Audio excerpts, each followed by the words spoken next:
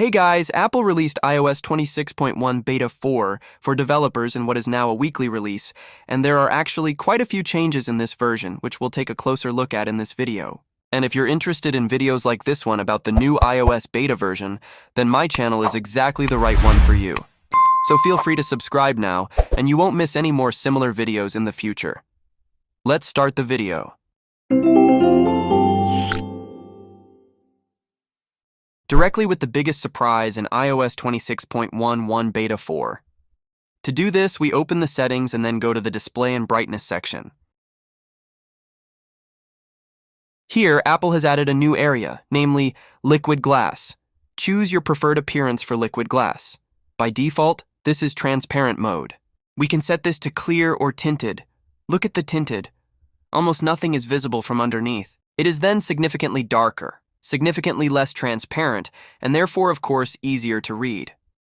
This means that we now have the option to easily choose between liquid glass on and off, more or less, and thus improve the readability of our device. And I would say let's take a look at the whole thing in action, for example, here within the Safari app.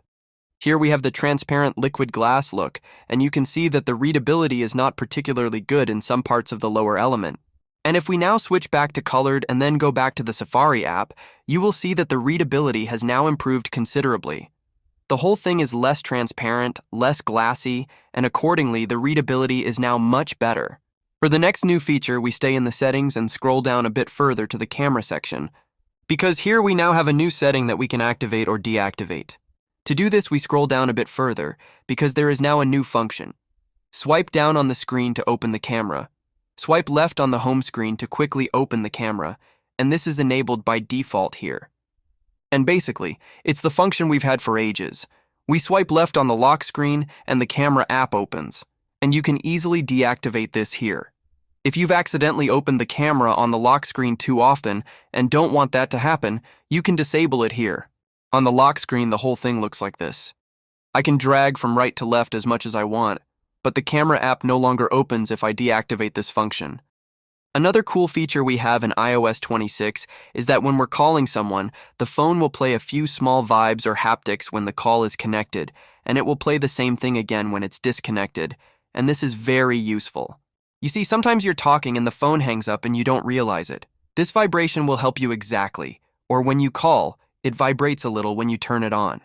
You can easily notice that we can now turn this off or on in this update. We'll search for it in the phone app settings. And there's an option called haptics to turn it off. When it's connected, it won't vibrate. It'll show us if it's on. It'll let us know with this vibration. Apple has also made some visual changes within the Apple Intelligence setting. We're going to Apple Intelligence and Siri here. The whole thing is now left aligned, both the logo and the text. Apple has increasingly implemented this in the last beta versions in the settings in various categories, and now also in Apple Intelligence and Siri, and it is also noticeable that the beta button is no longer there. This means that Apple Intelligence is more or less out of beta. And overall, I have to say that iOS 26.11 Beta 4 runs really smoothly.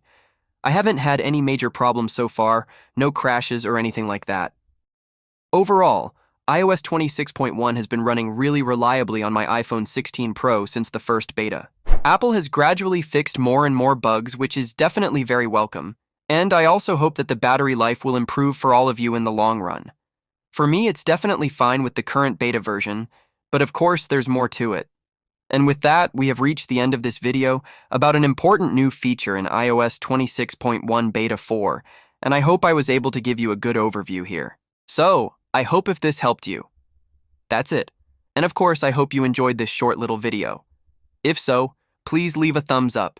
If you know any other tips and tricks, please let me know in the comments below. And don't forget to subscribe to our channel for more similar videos, and then we'll see you again in the next video. Until then, take care.